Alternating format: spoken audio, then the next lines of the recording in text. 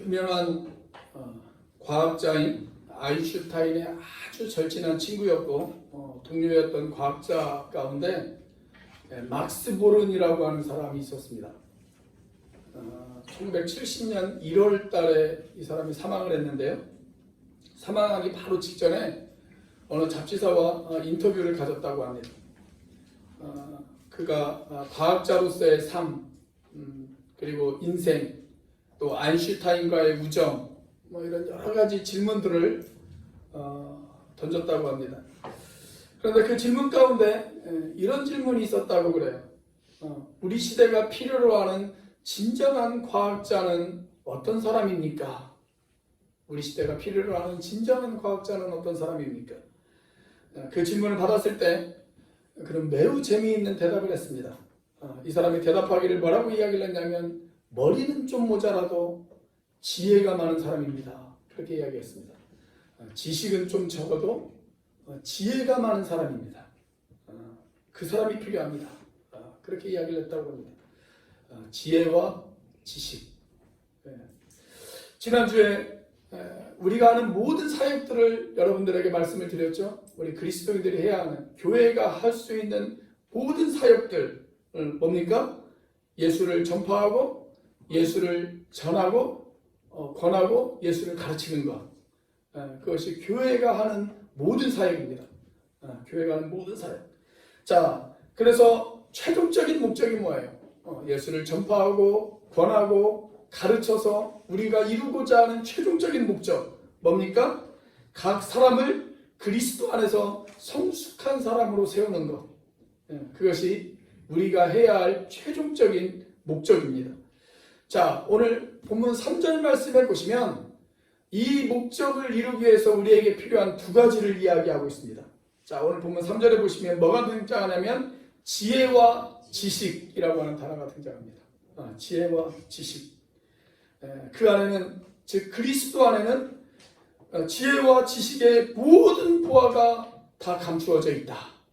그렇게 이야기하고 있습니다. 지혜와 지식이 우리 예수님에게 다 있다 라는 이야기죠. 이 지혜라고 하는 단어는 헬라어로 소피아라고 하는 단어를 사용했습니다. 그리고 이 지식이라고 하는 단어는 아주 유명한 단어죠. 헬라어로 그노시스라고 하는 단어를 사용했습니다. 그노시스. 근데 바울이 굳이 이 두 단어를 사용한 이유가 있습니다. 그것은 골로새 교회가 꼭 필요로 했던 사람들이 바로 이런 지혜와 지식이 있는 사람, 그런 사람을 필요로 했기 때문에 그렇습니다. 지식이 있는 사람일 뿐만이 아니라 한 걸음 더 나가서 지혜가 있는 사람, 그런 사람을 필요로 했어요. 그러면 지식과 지혜는 조금 다르죠. 지식은 뭡니까? 지식은 많은 정보를 알고 있는 것을 지식이라고 이야기합니다. 그래서 우리가 열심히 공부하면 지식이 올라갑니다. 지식이 생겨요. 그런데 지혜는 뭐예요? 그 지식을 활용할 수 있는 능력, 그게 지혜입니다. 그리고 많은 부분 그 능력은 어디에서 생기냐면 경험에서 생깁니다. 경험에서. 그래서 우리가 경험이 많은 사람들의 이야기를 귀담아 들을 필요가 있는 것이 바로 그 이유 때문에 그렇습니다. 여러분, 교회가 필요로 하는 사람도 마찬가지예요. 교회가 필요로 하는 사람도 어떤 사람이 필요하냐면 지식과 지혜가 있는 사람입니다. 바울이 지금 이 편지를 쓰고 있던 이 당시에 골로새 교회를 위협하고 있는 이단이 하나 있었다고 제가 여러분들에게 첫 시간에도 말씀을 드렸어요. 그 이단의 이름이 뭐였냐면 영지주의였습니다. 영지주의, 그노시스주의라고도 그렇게 이야기를 하는데, 이 영지라고 하는 말이 영지버섯의 영지가 아니고요. 이 영지라고 하는 말이 뭐냐면 영적 지식이에요. 영적 지식. 벌써 이 당시에 우리 아이들이 쓰는 줄임말을 쓰기 시작을 했어요. 영적 지식의 줄임말입니다. 그걸 우리가 영지라고 해요. 이 사람들에게 있어서 가장 중요한 것, 신앙생활에 있어서 가장 중요한 것은 뭐냐면 영적인 지식이다. 영적인 지식이 신앙생활의 전부다. 그렇게 생각을 하는 이단들이 있었습니다. 여러분, 성경은 지식의 중요성을 부정하지 않아요. 지식은 필요합니다. 지식이 필요하기 때문에 우리가 성경 공부도 하고 세미나도 하고 그렇지 않습니까? 우리가 복음의 일꾼이 되려면 지식이 있어야 돼요. 지식이. 그런데 지식만 가지고는 안 돼요. 지혜가 있어야 합니다. 지혜가. 그래서 오늘 본문에서 사도 바울은 지식도 강조하지만 한 걸음 더 나아가서 지혜도 강조합니다. 자, 오늘 복음의 일꾼들에게 필요한 지혜, 어떤 지혜가 필요할까요? 첫째, 사랑하게 하는 지혜입니다. 사랑하게 하는 지혜입니다. 아마도 바울 사도는요, 골로새 교회를 단 한 번도 방문하지 않은 것 같아요. 그래서 오늘 1절 말씀해 보시면 뭐라고 기록되어 있냐면, 내가 너희와 라우디게아에 있는 자들과 무릇 내 육신의 얼굴을 보지 못한 자들을 위하여 라고 그렇게 이야기하고 있지 않습니까? 이 골로새 교회는 바울의 제자였던 에바브라라고 하는 사람에 의해서 개척이 되어졌습니다. 그래서 바울이 이 골로새를 방문한 적도 없고 골로새 교회 성도들의 얼굴을 한 번도 본 적이 없습니다.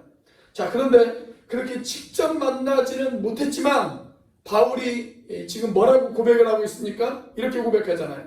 그런데도 불구하고 내가 얼마나 여러분들을 위해서 힘쓰고 있는지를 여러분들이 알아주셨으면 좋겠습니다.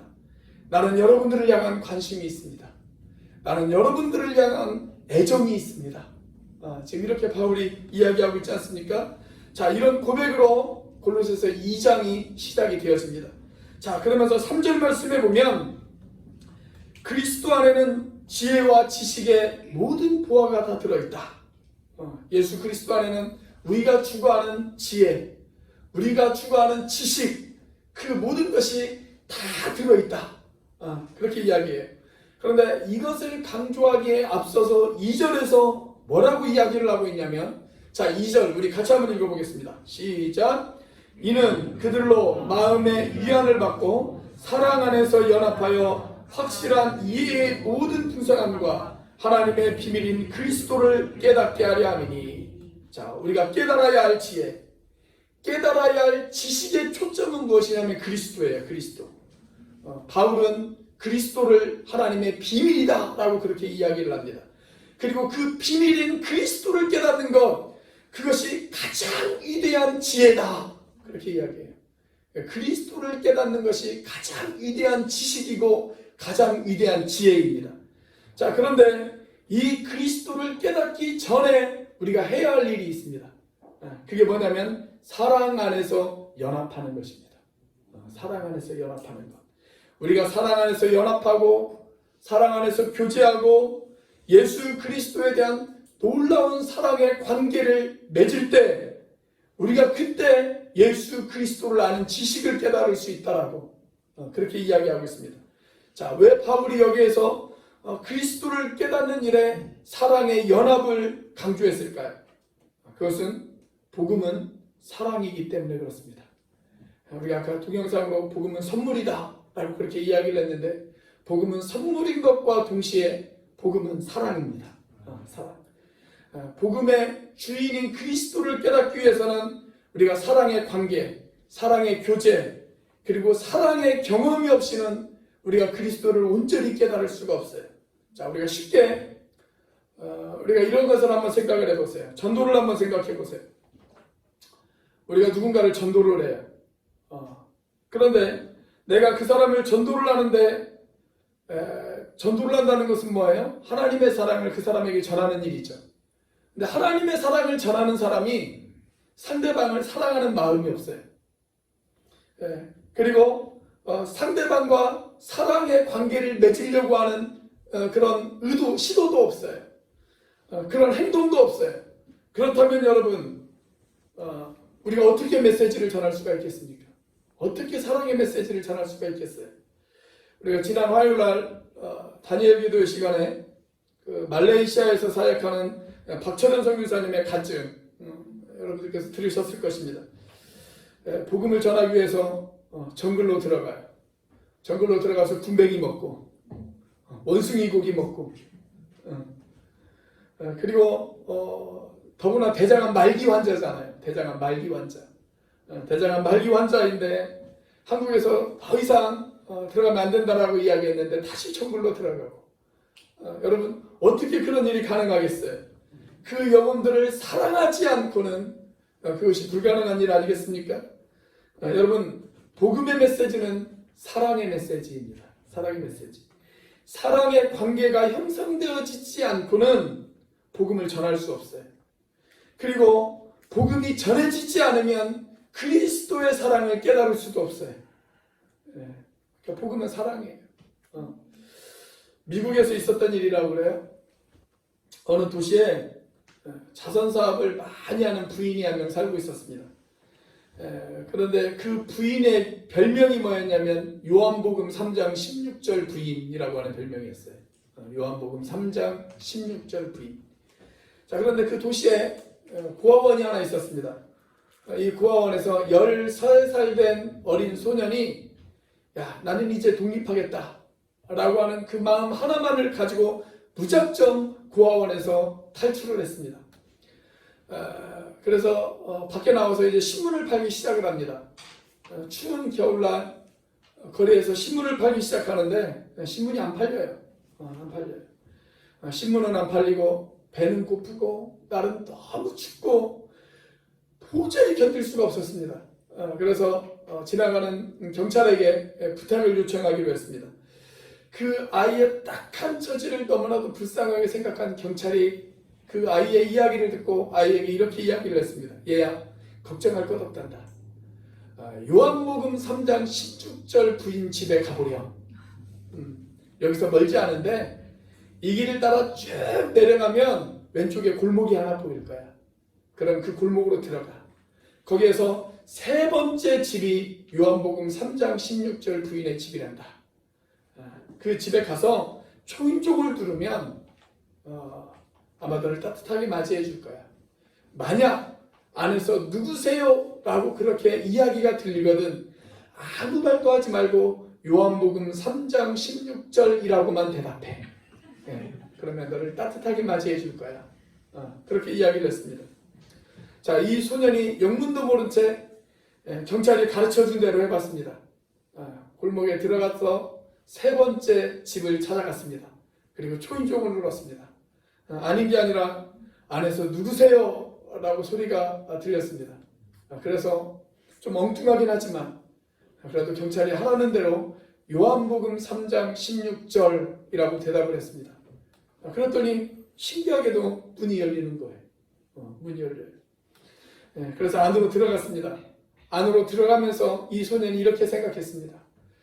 내가 요한복음 3장 16절이 뭔지는 모르지만 그것은 닫힌 문을 열리게 해주는 것이구나. 그런 생각을 했습니다. 자, 집 안으로 들어가자 나이가 지긋한 부인이 이 소년을 따뜻하게 맞이해 주었습니다. 참 추웠겠구나. 여기 벽난로가 있는데 이 벽난로 앞에서 잠시 몸을 녹이렴. 그러면서 이 부인은 부엌으로 들어갔습니다. 벽난로 앞에서 차가운 몸을 녹이고 있는데 이 소년이 이런 생각을 했어요. 내가 요한복음 3장 16절이 뭔지는 모르지만 내 추운 몸을 따뜻하게 해주는 것이구나. 그렇게 생각을 했습니다. 자, 잠시 후 부인이 내놓은 맛있는 음식을 먹었습니다. 그 음식을 먹으면서 이 소년이 또 이렇게 생각했습니다. 내가 요한복음 3장 16절이 뭔지는 모르지만 그것은 나 같은 배고픈 사람을 배부르게 해주는 것이구나. 그렇게 생각했습니다. 자, 식사가 끝나고 나니까 부인이 이렇게 이야기를 하는 겁니다. 자, 2층에 따뜻한 물을 받아놨어. 올라가서 목욕을 하고 좀 몸을 좀 녹일래? 그렇게 이야기를 합니다. 2층에 올라갔습니다. 그리고 정말 오래간만에 따뜻한 물에다가 몸을 담갔습니다. 그리고 피곤하고 지쳐있는 그 몸에 휴식을 취했습니다. 몸을 녹이면서 또 이런 생각을 했습니다. 내가 요한복음 3장 16절이 뭔지는 모르지만 그것은 나같이 추운 사람을 따뜻하게 녹여주는 것이구나. 그런 생각을 했습니다. 자, 그리고 기분 좋게 목욕을 하고 나서 밖으로 나왔더니 부인이 다시 이렇게 이야기를 하는 겁니다. 피곤할 텐데 이 방에서 푹 자렴. 방을 보니까 침대가 하나 있고 침대에 하얀 이불포가 올려져 있고 아주 두툼한 이불이 그 위에 있는 거예요. 그리고 그 이불을 푹 뒤집어 쓰고 이손이 잠을 들기 시작을 했습니다. 잠을 들면서 속으로 이렇게 속삭였습니다. 내가 요한복음 3장 16절이 뭔지는 모르지만 이것은 나 같은 피곤한 사람에게 쉼을 가져다 주는 것이구나. 그렇게 생각을 했습니다. 자, 그날 밤 이 소녀는 얼마나 잘 잤는지 모릅니다. 푹 잤습니다. 다음날 아침에 눈을 뜨니까 부인이 이야기를 합니다. 잘 잤니? 아침 식사가 준비되어져 있단다. 어서 내려와서 밥을 먹으렴. 그렇게 이야기를 합니다. 식탁에 앉자마자 이 부인이 기다렸다는 듯이 이 소년에게 이렇게 이야기를 합니다. 얘야, 너 요한복음 3장 16절이 뭔지 아니? 그러다 소년이 대답했습니다. 글쎄요, 잘은 모르겠지만 제가 생각하기에 요한복음 3장 16절은요, 닫힌 문을 열어주고 추운 사람을 따뜻하게 해주고 배고픈 사람을 배부르게 해주고 더러운 사람을 깨끗이 씻겨주고 피곤한 사람에게 쉼을 가져다 주는 것이 요한복음 3장 16절인 것 같아요. 그러다 부인이 이렇게 이야기를 합니다. 그래, 네 말이 맞아. 네 말이 맞아. 그런데 그것 말고도 한 가지가 더 있어. 요한복음 3장 16절은 죄를 범한 사람들의 죄를 용서해주고 하나님 나라에서 영원히 살 수 있는 생명을 가져다 준단다. 그게 요한복음 3장 16절이야. 그러면서 부인이 성경을 펴서 요한복음 3장 16절을 읽어주었습니다. 하나님이 세상을 이처럼 사랑하사 독생자를 주셨으니 이는 그를 믿는 자마다 멸망하지 않고 영생을 얻게 하려 하심이라. 여러분, 그날 이 소녀는 요한복음 3장 16절을 단순한 지식으로 받아들이지 않았습니다. 요한복음 3장 16절을 온몸으로 느꼈습니다. 온몸으로 느꼈어요. 그날 이 소녀는 사랑을 경험했습니다. 그리고 그 사랑을 지식으로 경험한 것이 아닙니다. 그 사랑을 온몸으로 경험했습니다. 그리고 그 사랑의 말씀이 이 소년에게 얼마나 생생한 진리로 다가왔겠습니까?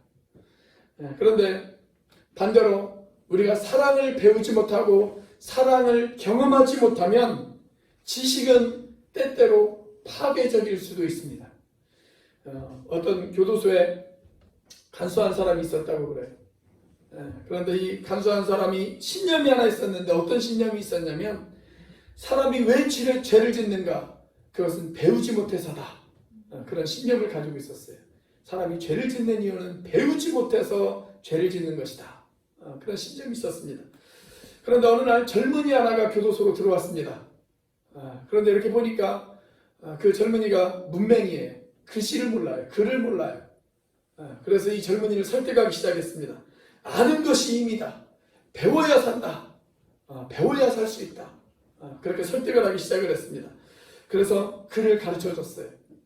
시간이 지나서 이 젊은이가 글을 다 깨우쳤습니다. 그리고 교도소를 나갔습니다. 그런데 얼마 안 돼서 그 젊은이가 다시 교도소에 들어왔대요. 그래서 이번에는 무슨 제목으로 들어왔나 이렇게 봤더니 제목이 뭐냐면 문서유조죄였습니다. 문서유조죄. 글을 배웠는데 이번에는 그걸 이용해서 죄를 짓고 다시 교도소로 들어왔다는 것. 여러분, 사랑을 경험하지 못한 지식, 사랑이 없는 지식, 여러분 그것은 사람을 질리게 만듭니다. 때때로 그것은 파괴적일 수가 있습니다. 그래서 여러분, 이 시대가 필요로 하는 진정한 지혜와 지식은 무엇이냐면 사랑하게 하는 것입니다. 그리고 사랑을 경험하게 만들어주는 그런 지혜, 그런 지식, 그런 지식이 저와 여러분들에게 필요할 줄로 믿습니다. 여러분, 우리가 예수 그리스도가 왜 소중합니까? 우리가 예수 그리스도를 알면, 예수 그리스도를 만나면 우리가 하나님을 사랑하게 되어집니다. 그리고 사람들을 사랑하게 되어집니다. 그렇게 주님께서 우리를 변화시켜 주십니다. 오늘 주님께서 여러분들에게 그렇게 사랑하게 하는 지식, 사랑하게 하는 지혜, 그런 지혜와 지식을 주시기를 주님의 이름으로 축원합니다. 자, 두 번째, 복음의 일꾼이 추구해야 될 지혜, 어떤 지혜일까요? 믿음을 세우는 지혜입니다. 믿음을 세우는 지혜입니다. 자, 우리가 추구하는 지혜가 내 믿음을 세울 뿐만이 아니라 내 지체들, 내 이웃들의 믿음을 세워줄 수 있는 지혜라면 여러분 그 지혜가 얼마나 요긴하고 얼마나 중요한 지혜가 되어지겠습니까? 자, 이 영지주의라고 하는 이단 역시 신앙을 강조했어요. 이들이 신앙을 무시한 게 아니에요. 신앙이 없는 것이 아닙니다. 신앙이 있었어요. 신앙이 있었어요. 그런데 문제는 뭐냐면 이미 말씀드린 것처럼 영적 지식, 하나님을 잘 깨달아 알 수 있는 놀라운 영적 지식이 우리 모임 안에 있다. 그렇게 사람들을 유혹했습니다. 자, 그런데 딱 들어가면 이 영지주의자들이 강조하는 것 중에 하나가 뭐냐면 하나님을 알려면 단계가 있어. 단계가. 이 영지주의자들은 이 단계를 강조했어요. 아주 낮은 단계부터 저 높은 단계까지 하나님을 알아가는 단계가 있다. 그렇게 강조를 했습니다. 그리고 그런 단계를 통과하기 위해서는 그들이 지정한 어떤 의식에 참여해야 돼요. 의식에. 그래서 신앙생활을 매우 복잡한 것으로 만들어 놓았습니다. 처음에는 신앙생활을 잘하기 위해서 들어갔는데 들어가고 나니까 하나님을 알아가는 과정이 너무 복잡한 거예요. 여러분, 우리가 이단을 분별하는 여러 가지 방법 가운데 하나는 뭐냐면 참된 신앙은요 복잡하지 않아요. 단순합니다. 단순해요. 그런데 이단들은 단순한 신앙을 아주 복잡하게 만들어놔요. 그게 이단들의 특징이에요. 그렇게 복잡하게 만들어놔야 자기들 안에 뭔가 신비한 게 있는 것처럼 포장할 수 있기 때문에 그렇습니다. 제가 지난 목요일 날 교회로 편지가 하나 왔어요. 두툼한 서류 봉투가 왔어요. 근데 이렇게 보낸 사람을 보니까 처음 듣는 단체 이름이에요. 처음 듣는 단체 이름. 봉투를 열어보니까 큰 포스터가 3장이 있더라고요. 이 포스터입니다. 이 포스터. 3장이 있어요. 이런 포스터가 3장이 들어있더라고요. 제목이 뭐냐면 그리스도인으로 천국 가는 바른 길입니다. 근데 여기 보니까 수백 개의 단계가 소개가 되어 있어요. 수백 개의 단계. 근데 이 수백 개의 단계가 있는 그림이 3장이에요. 이게 한 장이 아니고 3장 중에 한 장이에요. 이게. 이런 단계가 3장이나 있습니다. 그래서 이게 무슨 단체인가 한번 봤어요. 이름이 뭐냐면요. 천국, 복음, 정교, 은혜, 성령, 교회입니다. 아무튼 좋은 단어는 다 갖다 붙여놨어요. 다 갖다 붙여놨어요. 아주 단순한 것을 복잡하게 만드는 것. 여러분 이게 이단의 특징입니다. 이단의 특징. 복음이라는 것은 아주 단순합니다. 복음은 좋은 소식이잖아요. 그런데 만약 여러분 복음이 이해하기 어렵다면 그게 어떻게 좋은 소식이 되어질 수가 있겠어요? 할아버지도 할머니도 어린아이도 누구나 이해할 수 있는 아주 단순한 메시지, 아주 심플한 메시지, 그게 복음이에요. 글을 못 배운 사람도 이해할 수 있는 아주 간단한 메시지가 바로 복음입니다. 자, 그래서 여기 4절을 보면 바울이 이런 경고를 합니다. 2장 4절 같이 한번 읽어보겠습니다. 시작. 내가 이것을 말하면 아무도 교묘한 말로 너희를 속이지 못하게 하려 하니. 이단은 속이는 것입니다. 그냥 속이는 것이 아니라 속이는 것입니다. 제가 경상도에 가봤더니 경상도 사람들이 속이지 말라고 그러더라고요. 속이지 말라고. 여러분 이단은 속이는 것입니다. 자, 그런데 그 다음 절이 어떻게 되어 있어요? 5절 말씀해 보니까 이는 내가 육신으로는 떠나 있으나 심령으로는 너희와 함께 있어 너희가 질서 있게 행함과 그리스도를 믿는 너희 믿음이 굳건한 것을 기쁘게 봄이라. 이렇게 이단들이 그들 안에 들어와서 골로새 교인들을 속이고 있었지만 그들 가운데 여전히 믿음을 굳건히 가지고 있는 사람들이 있었어요. 그래서 바울이 그 사람들 때문에 기뻐합니다. 그리고 그들을 격려합니다. 자, 그러면서 7절에 뭐라고 권면을 합니까? 7절 같이 한번 읽어보겠습니다. 시작. 그 안에 뿌리를 박으며 세움을 받아 교훈을 받은 대로 믿음에 굳게 서서 감사함을 넘치게 하라. 자, 여기 어디에 굳게 서라고 권면하고 있습니까? 믿음에 굳게 설 것을 권면하고 있습니다. 여러분 믿음에 굳게 서셔야 합니다. 단순한 믿음, 단순한 복음, 이 믿음 위에 굳게 서셔야 합니다. 여러분 우리에게 단순한 복음을 주신 주님을 찬양하시기를 바랍니다. 여러분 복음이 단순한 것이듯이 사실 이 복음을 전하는 전도도 아주 단순합니다. 언젠가 여러분들에게 말씀을 드린 기억이 있는데요. 아프리카에서 선교하시던 선교사님이 사역하는 그 사역지에 글을 알지 못하고 더구나 시각장애까지 가지고 있는 할머니 한 분이 계셨어요. 그런데 그 할머니가 전도를 그렇게 잘하셨다고 그래요. 그런데 이 할머니의 전도 방법이 아주 독특해요. 이 할머니가 예수를 믿은 지 얼마 안 되어서 어느 날 선교사님을 찾아왔습니다. 그리고 선교사님에게 다짜고짜 이렇게 이야기를 하더랍니다. 선교사님, 그 좋은 요한복음 3장 16절이 성경 어디에 있습니까? 그렇게 이야기를 하더랍니다. 그래서 선교사님이 성경책을 펴서 요한복음 16절을 찾아주었어요. 근데 성경책을 찾아주었지만 할머니가 소경이잖아요. 앞을 볼 수가 없잖아요. 그 성경책을. 그러니까 할머니가 선교사님에게 이렇게 부탁을 하더랍니다. 선교사님, 그 요한복음 3장 16절에다가 빨간 줄을 좀 그어주십시오. 빨간 줄을 좀 그어주십시오. 그래서 선교사님이 빨간 줄을 그어줬어요. 그랬더니 할머니가 됐어요 선교사님. 그러면서 가시더래요. 그리고 그때부터 그 할머니의 전도가 시작되었습니다.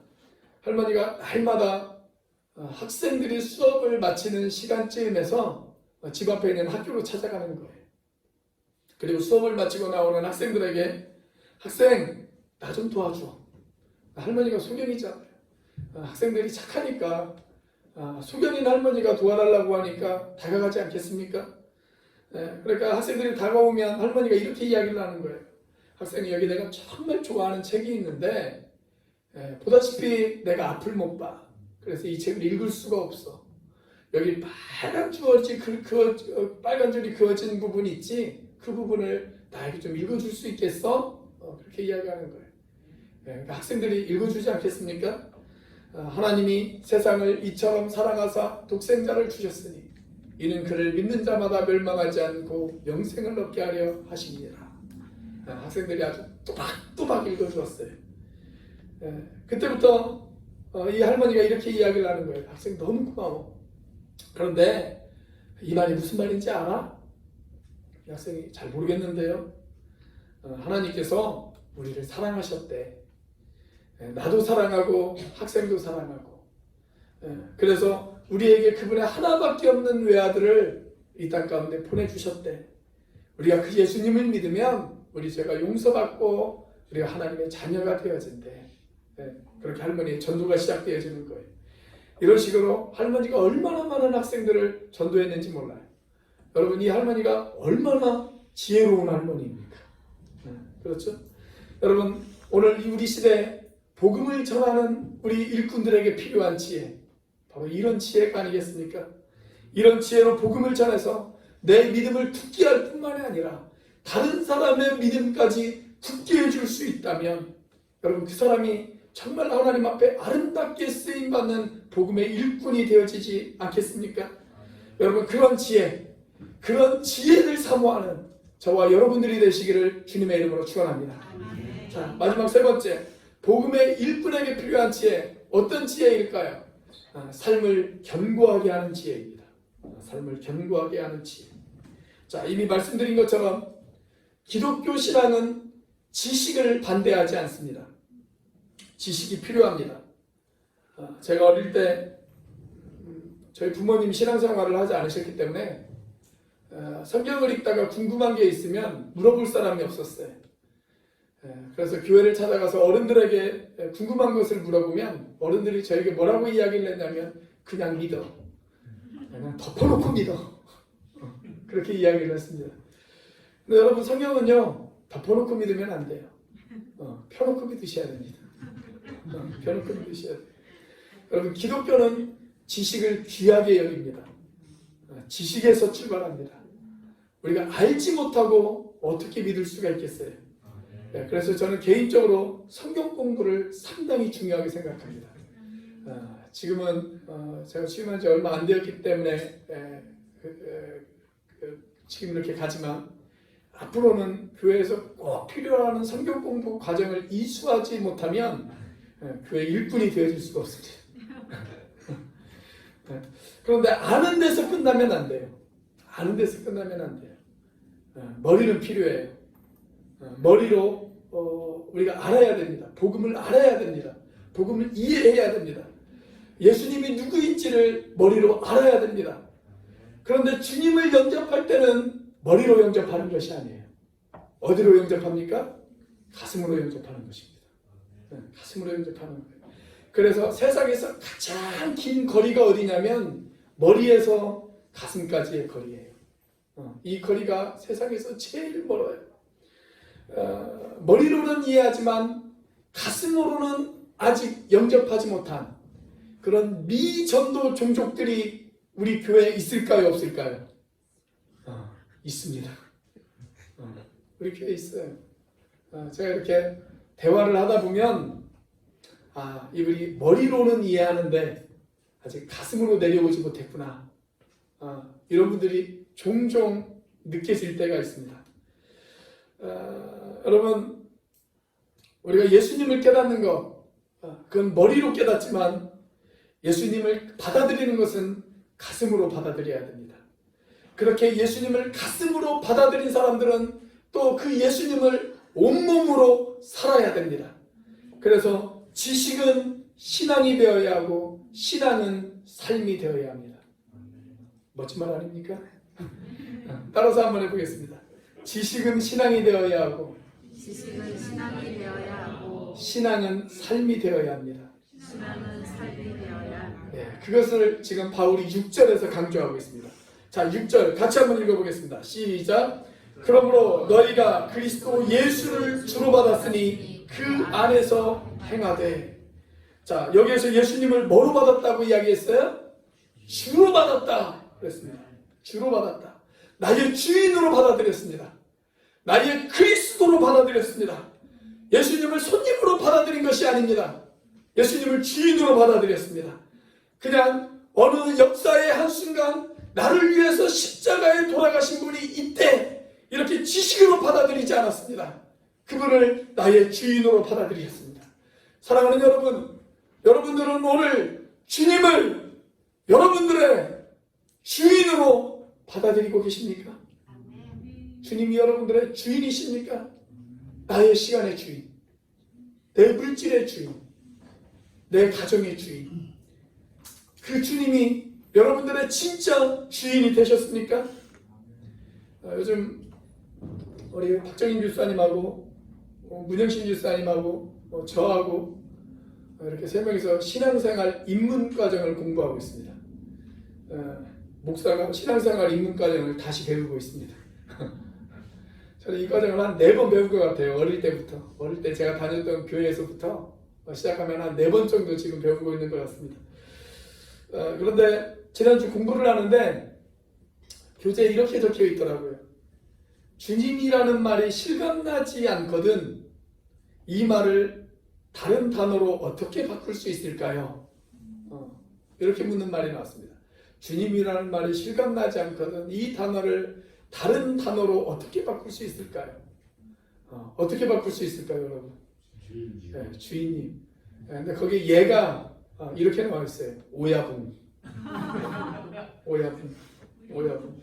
자, 여러분, 어느 조폭이 예수를 믿고 회개했다고 한번 생각을 해보세요. 그런데 그 조폭이 이렇게 고백합니다. 오늘부터 예수님은 저의 오야분이십니다. 오야분이십니다. 여러분, 이 사람에게 있어서 예수 그리스도가 자기에게 어떤 존재인지 그 단어만큼 얼마나 실감나겠습니까? 얼마나 실감나겠어요. 나의 오야분, 나의 오야분. 나의 모든 것을 통치하시는 분. 그분의 명령에 살고 그분의 명령에 죽을 수도 있는 분. 여러분, 주님이 여러분들의 오야분이 되셨습니까? 우리 옆에 있는 분들 바라보면서 한번 인사해 보겠습니다. 앞뒤에 있는 분들, 옆에 있는 분들 바라보면서 한번 인사해 보겠습니다. 예수님은 나의 오야분이십니다. 예수님이 정말 여러분들의 주인이 되셨습니까?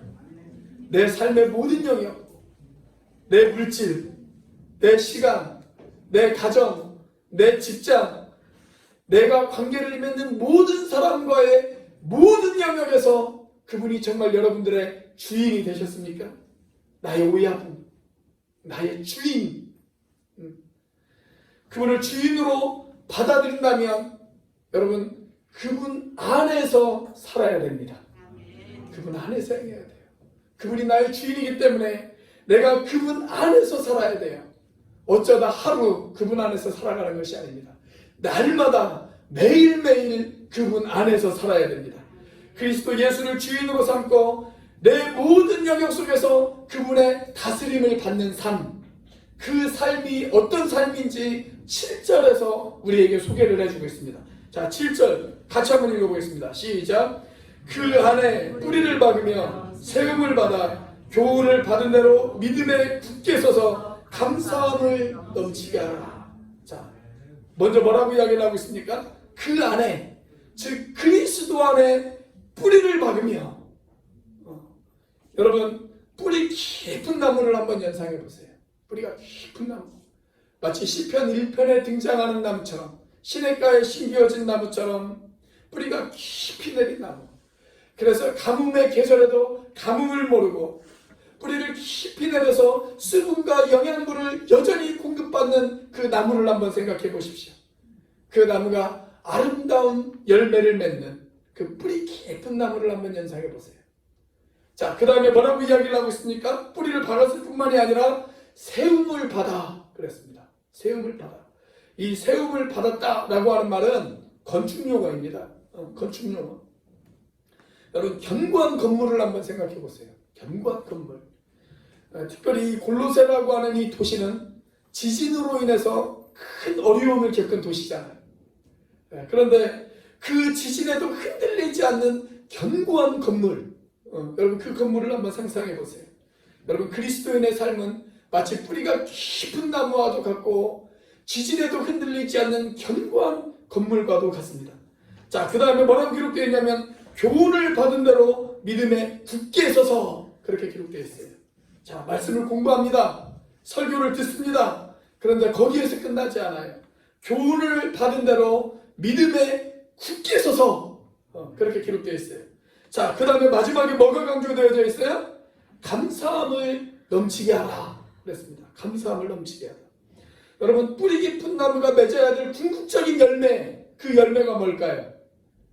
감사함의 열매예요. 감사함의 열매. 그리스도를 주님으로 모신 삶, 성령 충만한 삶, 그 삶의 특징이 있다면 감사하는 삶입니다. 감사하는 삶. 내가 얼마나 성령 충만한 삶인가? 내가 정말 예수님을 내 주인으로 모시고 있는가? 그것을 객관적으로 평가할 수 있는 근거가 하나 있는데 그것이 뭐냐면 최근에 내 삶 가운데 내가 얼마나 감사하며 살아가고 있는가? 그걸 살펴보시면 됩니다. 그걸 살펴보시면 돼요.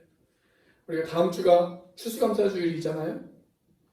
올해 내가 추수감사절 코로나 때문에 내가 힘들고 너무나도 어려웠는데 그래도 내가 이렇게 살아갈 수 있는 거 내가 참 감사하다. 감사하다. 주님의 은혜가 너무너무 감사하다. 그렇게 감사할 줄 아는 삶. 요즘 다니엘 기도의 시간에 사랑의 헌금을 드리잖아요. 사랑의 헌금. 저도 이제 시간마다 많이는 못 드리고 한 5,000원씩 이렇게 계좌로 보냅니다. 스마트폰 열고 계좌로 보내는데 보낼 때마다 이런 생각을 해요. 내가 많지는 않지만 그래도 내가 도움을 받는 사람이 아니라 도움을 줄 수 있는 사람이 되어서 너무나도 감사하다. 감사하다. 여러분 우리 삶 속에서 이렇게 감사가 넘치는 사람, 여러분 그 사람이 성령 충만한 사람입니다. 그런데 매일매일 그냥 내 입에서 나오는 말이 짜증스러운 말이 나오고 불평의 언어가 나오고 불만의 언어가 쏟아져 나오고 있다면 여러분 문제입니다. 문제예요. 그 사람은 주님과 나 사이의 관계를 다시 한번 정립해 볼 필요가 있습니다. 여러분 그리스도를 주님으로 모신 정상적인 삶의 모습, 그것은 감사가 넘치는 삶입니다. 그리고 이렇게 감사가 넘치는 사람은 삶이 견고합니다. 흔들리지 않습니다. 역경이 와도 코로나가 와도 힘들고 어려운 상황이 닥친다 할지라도 삶이 견고합니다. 흔들리지 않아요. 자, 우리가 이단을 분별하는 여러 가지 방법 가운데 하나는 이단은 우리의 삶을 흔들어 놔요. 흔들어 놓습니다. 마치 자기들만이 신령한 비밀이 있는 것처럼 너 이런 것 아니? 우리 모임에 들어오면 이런 놀라운 영적 지식이 있어. 이렇게 이야기하면서 그들이 선전을 합니다. 그러나 그 안에 들어가 보면 내 삶의 기초가 흔들려요. 가정이 흔들려요. 직장 생활을 제대로 할 수가 없어요. 이게 잘못된 신앙이죠. 이게 바로 이단의 특징입니다. 참된 신앙은 삶을 견고하게 하지만 이단은 우리의 삶을 흔들어 놓습니다. 그런데 왜 사람들이 이단에 빠질까요? 이단에 빠지는 두세 가지 이유가 있어요. 이단들은 항상 새로운 진리를 내세워요. 새 진리. 여기 오면 아주 새로운 것이 있어. 너희들이 배우지 못한 것, 너희들 교회에서 알지 못하는 것, 그 새로운 진리가 우리 가운데 있어. 그렇게 홍보를 해요. 그런데 여러분, 새로운 게 어디 있어요? 다 옛날 거예요. 해 아래 새 것이 없습니다, 여러분. 이단들은 또 이야기를 합니다. 우리 단체에 오면 더 깊은 것이 있어. 더 깊은 것. 그런데 여러분, 깊은 것이 아니에요. 속이는 거예요. 속이는 것. 여러분, 그리스도보다 깊은 것이 없습니다. 그리스도보다 높은 것이 없습니다. 그리고 그리스도보다 새 것도 없습니다. 그런데 그들은 신기한 것을 강조해요. 자, 그래서 바울은 말하기를 그 모든 것들은 세상의 기초학문이다. 세상의 초등학문이다. 그렇게 우리에게 이야기하고 있지 않습니까? 그게 8절 말씀입니다. 같이 한번 읽어보겠습니다. 시작. 누가 철학과 헛된 속임수로 너희를 사로잡을까 주의하라. 이것은 사람의 전통과 세상의 초등학문을 따르며 그리스도를 따름이 아니니라.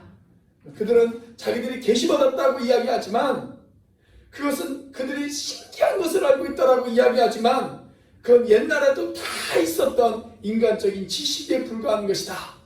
바울이 지금 그렇게 이야기하고 있잖아요. 여러분 그거 아세요? 이단도 해 아래 새 것이 없습니다. 이단도 해 아래 새 것이 없어요. 지금 이 시대에 유행하는 이단들이 주장하는 모든 것들을 한번 다 생각해 보세요. 다 이미 옛날에 그와 비슷한 주장을 한 사람들이 다 있었어요. 3월달에 이단 특강할 때도 여러분들에게 말씀을 드렸죠. 이미 옛날부터 그거 비슷한 것들을 주장한 사람들이 옛날부터 다 있었습니다. 다 있었어요. 새 것은 하나도 없어요. 그것은 아주 세상의 초등학문에 불과한 것입니다. 그리스도보다 새 것이 없고 그리스도보다 높은 것이 없고 그리스도보다 깊은 것이 없습니다. 옛날 제가 어릴 때 불렀던 복음성가 가운데 그런 복음성가가 있었어요. 예수님의 사랑 신기하고 놀라워. 예수님의 사랑 신기하고 놀라워. 하늘 그보다 높고 바다 그보다 깊고 우주 그보다 넓은 오 크신 사랑. 그렇죠? 네. 여러분 예수님의 사랑보다 예수님보다 더 높은 것이 없고 예수님보다 더 깊은 것이 없고 예수님보다 더 넓은 것이 없어요. 자, 그래서 그 다음에 뭘 강조합니까? 9절입니다. 같이 한번 읽습니다. 시작.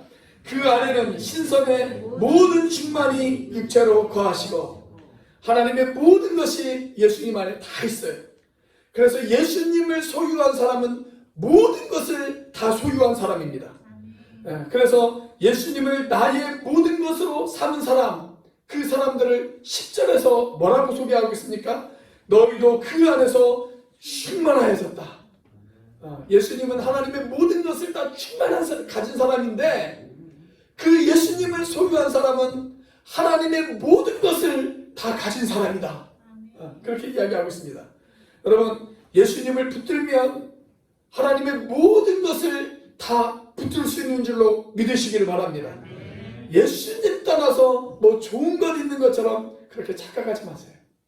예수님 가지면 모든 것을 다 가진 사람이에요. 이 놀라우신 그리스도, 내 삶의 구주요 주님 되신 그리스도, 그분이 나를 인도해 주신다. 그분이 나의 주인이시다. 내가 그 그리스도를 받아들이고 그 안에 거하는 삶, 여러분 그것이 그리스도인의 기쁨이고 그것이 그리스도인들의 축복이고 그것이 그리스도인들의 특권이 아니겠습니까? 몇 주 전에 제가 병원에 갔는데 책꽂이에 책한권이 꽂혀 있더라고요. 책한권이 꽤 오래전에 베스트셀러였던 그런 책이었습니다. 아마 책 제목을 들으면 여러분들도 다 아는 그런 책일 것입니다. 책 제목이 뭐냐면 마음을 열어주는 101가지 이야기라는 책입니다. 심심해서 그 책을 이렇게 보고 있는데 시 하나가 제 눈에 확 들어오더라고요. 시 제목이 뭐냐면 한 소년이라고 하는 시였습니다. 혹시 잊어버릴까봐 제가 스마트폰으로 찍어봤어요. 한번 들어보세요. 한 소년이 별을 바라보다가 울기 시작했다. 그래서 별이 물었다. 아리야, 너는 왜 울고 있니? 소년이 말했다. 당신이 너무 먼 곳에 있어서 당신을 만질 수가 없잖아요. 별이 말했다. 아이야, 나는 너의 가슴 속에 있어. 그러기 때문에 너는 나를 볼 수 있는 거야. 저는 이 단순한 시를 읽으면서 이 별을 그리스도로 바꾸었으면 좋겠다. 그런 생각이 들었습니다. 제가 각색한 한 소년입니다. 한 소년이 그리스도를 바라보다가 울기 시작했다. 그래서 그리스도가 물으셨다. 아이야, 너는 왜 울고 있니? 소년이 말했다. 당신이 너무 먼 곳에 있어서 당신을 만질 수가 없잖아요. 그리스도께서 말씀하셨다. 아이야, 난 너의 가슴 속에 있어. 그렇기 때문에 넌 날 볼 수가 있는 거야. 우리가 예수를 구세주와 주님으로 영접하고 모셨다면 그 그리스도가 내 안에 계신 것을 믿으십니까? 생명이신 그리스도, 능력이신 그리스도, 지혜이신 그리스도, 그분이 내 안에 거하시고 그분이 나를 인도하시고 내가 그분을 따라가는 삶, 그리고 그렇게 그리스도를 따라감으로 인해서 하나님을 사랑하고 이웃들을 사랑하고 나의 믿음을 세우고 지체들의 믿음을 세우고 그리고 내 삶이 견고해지고 풍성해질 수 있다는 것, 여러분 이것이 얼마나 놀라운 특권입니까? 여러분 이 지식을 구하시기를 바랍니다. 내 삶을 견고하고 풍성하게 할 수 있는 이 하늘의 지혜, 이 하늘의 지식, 여러분 그 지혜와 지식이 여러분들 가운데 있기를 주님의 이름으로 축원합니다. 기도하시겠습니다.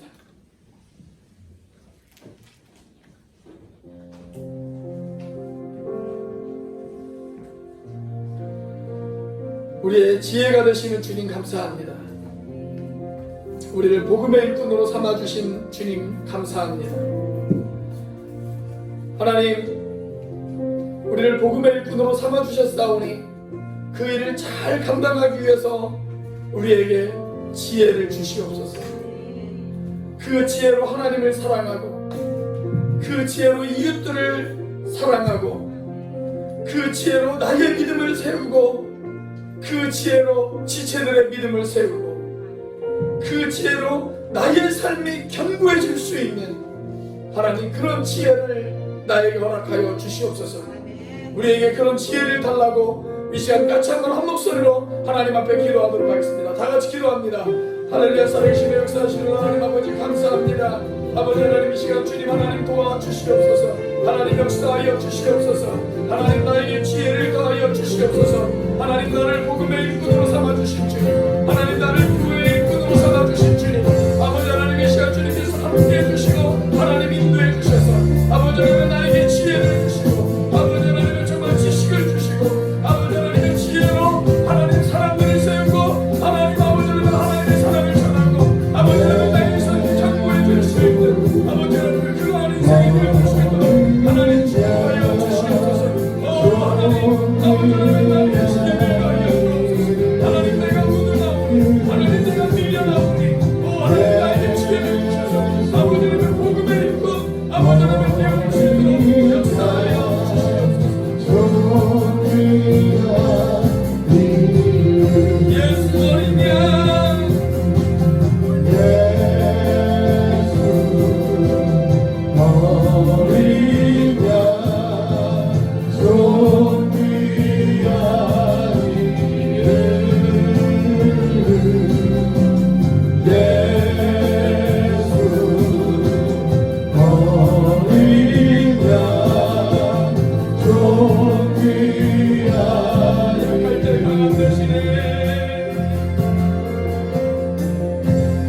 약할 때 강한 대신에 나의 몸을 되시는 주의 몸을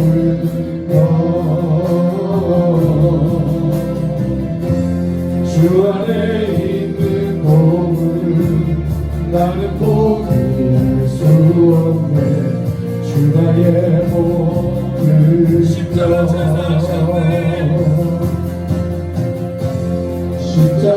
죄사하셨네.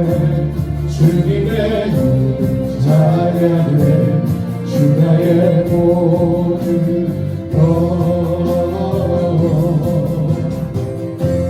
쓰러진 나를 세우고 나의 빈장 세우네. 주 나의 모든 것 예수 어린 양 좀 귀한 예수 어린 양 예수 어린 양 좀 귀한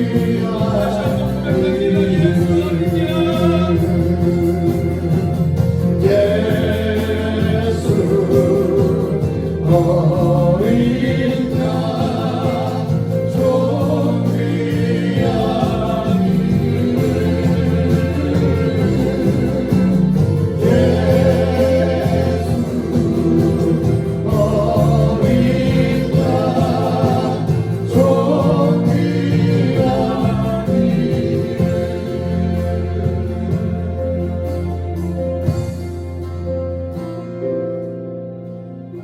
예수님은 우리가 약할 때 우리의 강함이 되어주시는 분이십니다. 우리가 미련할 때 우리에게 지혜가 되어주시는 분이십니다. 쓰러진 우리를 세워주시고 우리의 빈잔을 채워주시는 분이십니다. 주님, 우리의 지혜가 부족합니다. 하나님께서 나를 복음의 일꾼으로 삼아주셨는데 하나님, 내가 지혜가 부족합니다. 하나님, 이 시간 지혜를 주시옵소서. 그래서 그 지혜로 말미암아 하나님을 사랑하고 이웃들을 사랑하고 그 사랑의 복음을 증거하고 그 복음으로 말미암아 이웃들을 세우고 나의 믿음을 굳건히 세우고 내 삶이 견고해질 수 있는 아버지 하나님의 그런 지혜를 우리에게 허락하여 주시옵소서.